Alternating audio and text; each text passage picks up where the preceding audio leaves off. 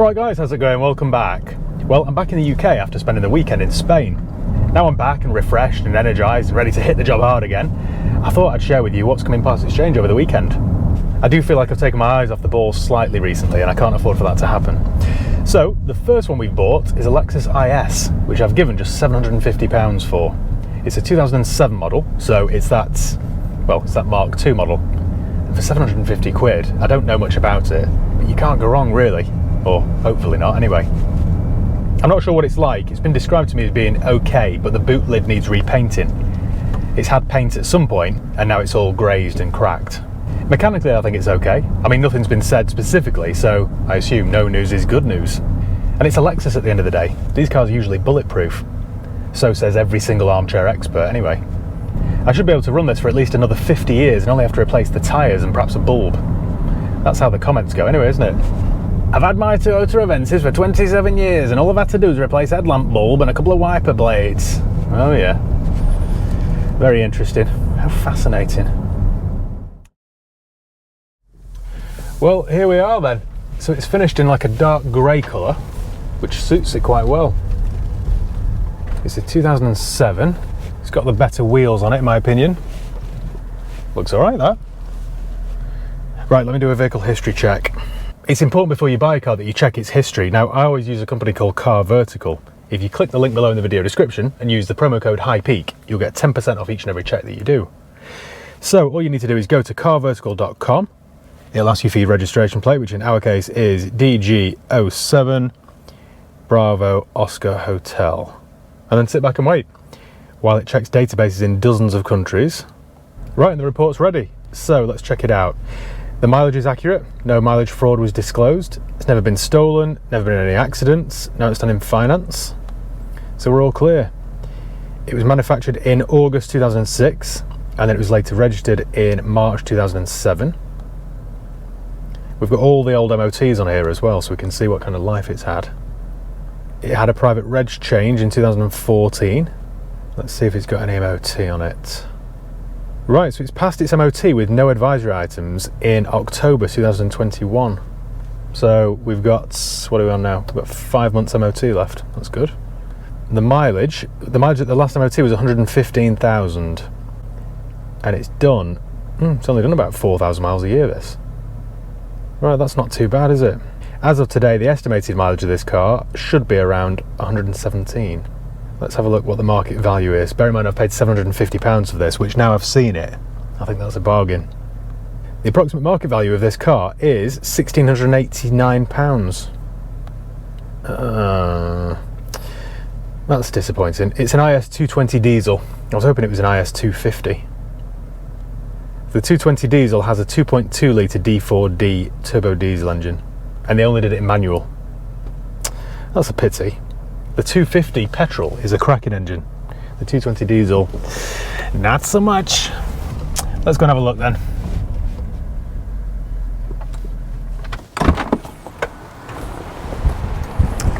God, the wind's got even worse. So, it needs a good clean.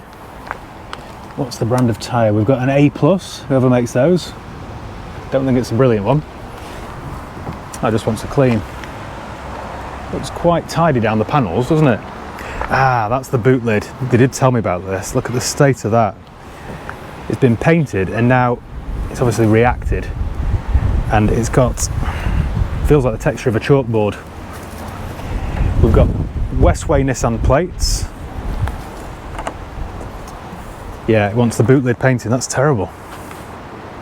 To be fair, I was warned of it, so. Have we got a matching A+ on this side? Yes, we do.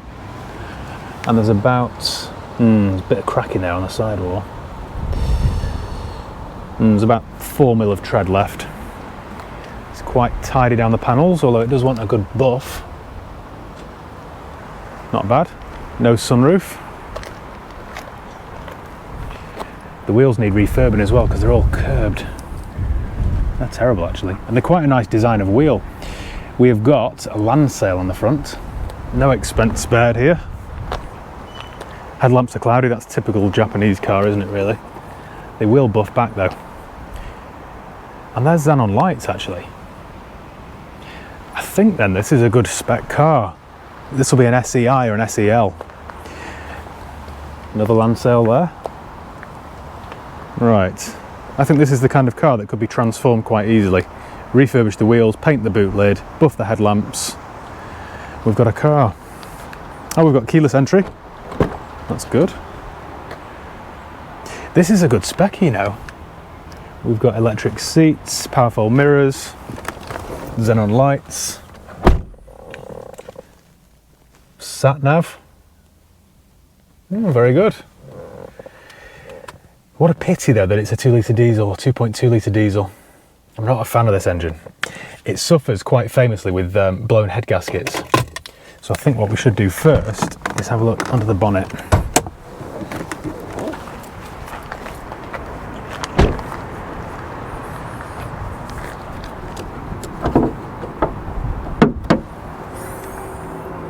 Well, the struts still work. That's good. Right, it's very dirty under here. The battery looks like it's been replaced fairly recently. No obvious oil leaks though. It looks quite dry. Let's have a look. Oh, there we go. We're looking here for some mayonnaise. See if the head gasket's blown. Can't see any. That's a good sign then. What's the oil like on the dipstick? Is it like honey or like tar? Not too bad actually. It's black, but it's not stodgy.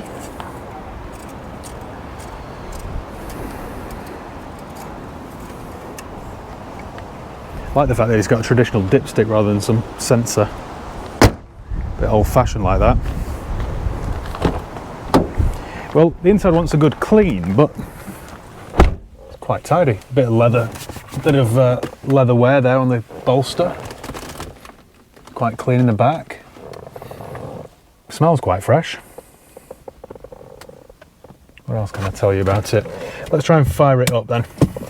There's loads of travel there on the handbrake. That one's adjusting, or new cables. Doesn't even sound nice, this diesel engine either. Bit of Andy Williams. That was, of course, Smooth FM. How do I turn the climate off? Oh, the air conditioning works as well. Oh, hang on a minute. I was just about to say, how am I this lucky? We've got an engine light on, and we've got a traction control light on, and it says check VSC. It was all going too well, wasn't it? Too well. We've got a poppy there. I like to see that. Has it been smoked? Yes, it's been smoked in. That's a pity. Let's see if we can turn. No. So there's a fault here with the VSC and an engine light on. Terrific. Doesn't sound good, that at all. Sounds quite poorly. Let's check the service history. Who do we think's owned a car like this? Might help if I actually look at the service book, mightn't it, rather than the audio book. Oh, there isn't one. Right. No service book. That's a shame. Usually, now I am generalising, but usually Lexus owners look after the cars better than this.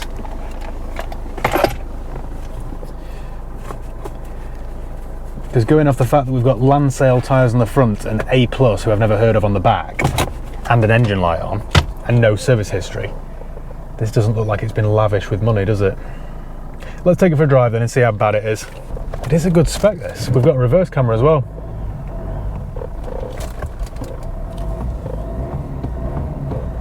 Yeah, it's like whistle from the turbo. I don't know whether that's normal or not. I would say, going off the heart-shaped air freshener, the Smooth FM, and the curved wheels, I'm guessing the previous owner was a lady in her late 50s. That's what I'm going to go with. I'm so gutted that it's got a diesel engine. This is one car that's been ruined by the diesel engine. The IS I think is a great car. The 250 is brilliant. We never got the 350, but I imagine it's very good. But then they dropped a horrible dirty diesel in it. And Lexus don't really do diesels, which is one thing I liked about the brand.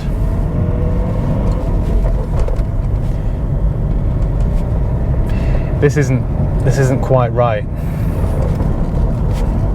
Doesn't pull like it should.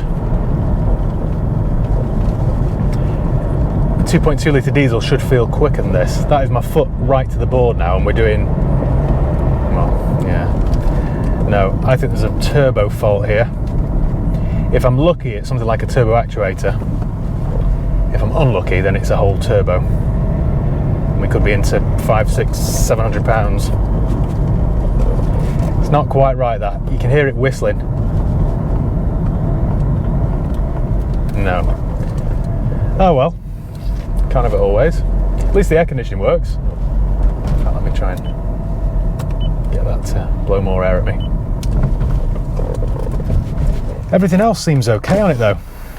I don't even know why I'm checking the windows on a Japanese car. Clutch feels okay. Steering feels okay. That's my foot completely to the floor. That just lurched and that wasn't smooth at all. This is quite a poorly car, this. When you get to 3,500 RPM, it judders. Let me try that again. Drop it down into second. We're at 2,000 RPM, foot to the floor, 3,000 RPM. Oh, yeah, that's not good, is it? It's got whiplash then. Oh, and now we're in limp mode. Oh dear.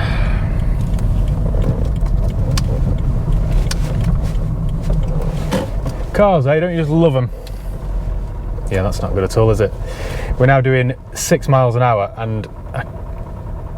oh, that sounds horrible. Can you hear that? I think I've just made it worse. Oh dear.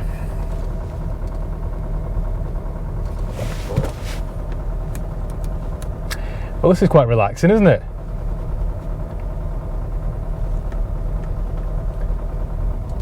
Oh, this is... by the looks of this, I think I'll be walking back. It won't let me rev. Oh, Jesus. What am I doing? What am I doing here? And we've died. Couldn't have broken down in a worse place either.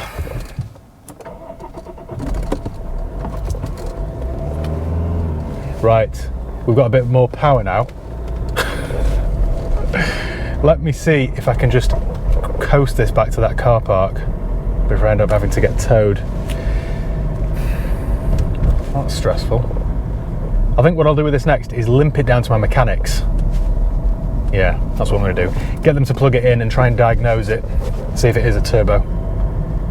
I don't know, I can't remember whether these engines are a chain-driven engine or not. Could be a timing chain. Either way, I don't think it's going to be cheap, is it? I knew it was too good to be true. This is 750. And there was no mention of the engine light being on. Typical. Typical, typical. Right, well, I'll catch up with you in a little bit then once I've plugged it in and seen what's wrong with it. Alright guys, welcome back. Well, it's been around 2 months since I first filmed the intro for this car, and it's quickly become one of those cars that I just wish I hadn't bothered with. I wish I hadn't gone anywhere near it, but now I'm too far into it. I suppose firstly, look at the transformation. This car has been completely turned around. Let me give you a run through of what I've done. After I broke down last time, I managed to crawl it down to my mechanics, and I had them plug it in. Ultimately, I wanted a service and MOT on it, but I asked them to see why the engine light was on, and see why it was running like a bag of nails. Later that day, they called me with some good news. It was coming up with a fuel code. So when they checked the fuel filter, it was probably the original one on the car, and it was all clogged up. So it wasn't allowing any fuel to come through, or much fuel anyway. So they changed that for a new one, and it was running fine. So they did the service and the MOT, and that was all fine. So I picked it up from there, and it was driving great. Took it to the body shop, asked them to paint the boot lid, polish the headlamps, and just give it a general touch-up. Now Jim has done a great job on this. He's probably watching, but he has done another great job. He's buffed the whole car, buffed the headlamps, painted the tailgate, or the boot lid, but then he called me to say the bonnet's really letting the car down. There were a few small rust spots on it, so he recommended painting the whole bonnet. And now I've had that done, I think it looks great. I ordered a new set of reg plates because the old ones are really worn. They've instantly lifted it. Then I took it to get its wheels refurbished. And again, he's done a really good job as well. They look like new. The whole car looks like £3,000 or £4,000 worth all day long, I think. But, and it's quite a big but, it's still got that fault. The fuel filter didn't cure it. I knew I wasn't that lucky. I'm never that lucky. My mate kindly picked it up for me after I had the wheels refurbished, and he called me and he said, Matt, there's just something wrong with this car. Straight away I knew. He said it's just running rough, it doesn't sound right, it just doesn't have the power that a 2.2 or 2 litre diesel, whatever it is, should have. So I knew that I just wasn't out of the woods yet. And it's also, can you hear that? It's also developed another little fault. It thinks that my rear right door there is open, only when I go around a left-hander. So I need to get that sorted. It's a bit annoying though. I could do with some more Roman roads. Some days I just hate cars. Now, having spoken to my mechanic, I think this might need a fuel pump. The symptoms are all kind of fuel starvation related. But I thought I'd keep you all updated before I take it back there for its new fuel pump. And then fingers crossed, I hope that cures it. But really, who knows? Let me find somewhere nice to stop and I'll go through my costs. But this isn't the bargain that I thought it was. And it's still got that running issue. Right, I'll catch up with you in a second.